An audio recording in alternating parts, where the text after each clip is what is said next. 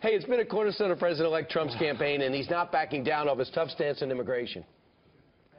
What we are going to do is get the people that are criminal and have criminal records, gang members, drug dealers. We have a lot of these people, probably 2 million, it could even be 3 million. We're getting them out of our country or we're going to incarcerate. But we're getting them out of our country. They're here illegally. And it looks like the law is on his side, even if Congress does not agree. Here to explain, Fox News senior judicial analyst Andrew Napolitano. Judge, we're playing off the fact that a lot of mayors have come up and said, you know, we're not kicking our illegals out. We have sanctuary cities. All right. Sanctuary cities are not cities where the federal government can't enforce the law. They are cities where the locals will not help the feds enforce the law. Can the federal government force local police to enforce federal law? Answer, no.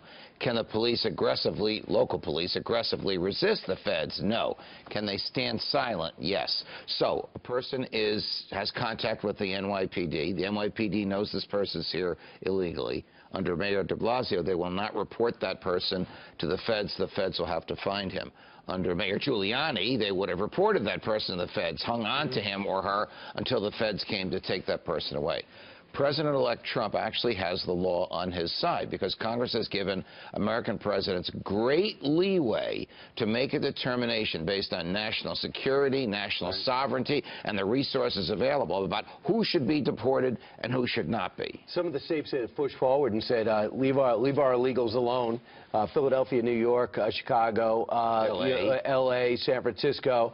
Look at that was just off the top of my head. I think you're pretty impressed by that. Now the map came in to say, help me. Always impressed by Thank you very much. Minneapolis and Seattle. So, Judge, they're saying leave my illegals alone. So that doesn't mean that illegals can't be deported from there. It just means that the local authorities, police and civilian authorities in those cities will not help the federal government enforce immigration law. No, I hear you. Having said that, let's look at the reality of it. Donald Trump has made it clear after his initial announcement that he is going to focus on securing the border and getting criminals, illegals here who are criminals, out of the country. Do you also see that there'll be pressure on those mayors to not protect criminals in their midst? Absolutely. Look, yesterday, Rahm Emanuel, of all people, said, you know, come to Chicago and you'll be safe.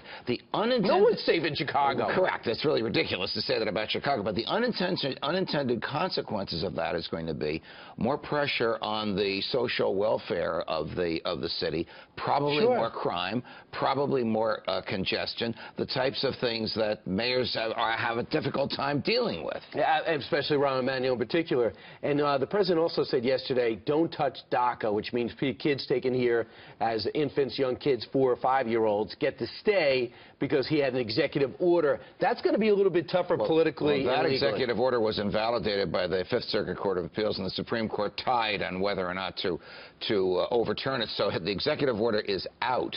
Donald Trump, President-elect Trump, will have to issue his new executive order as to how he wants to address it. That executive order pertains to the illegal parents of legal children. So illegals come in this country and have a child. Should you separate the child, who's an American citizen, from the parents who are here illegally? That's a problem that the Trump administration is going to have to confront very soon. I'm just getting word. Judge, every time you appear on our show, you get the Fox and Friends home game. Today... What's the home game? The home game is you get to pretend you're Fox and Friends at home, like password. But today, because Ainsley's book launch, you get 25% off the cover price. I get 25% off. Sure, he gave me a free one. Really? No. Well, she's going to charge you at the end.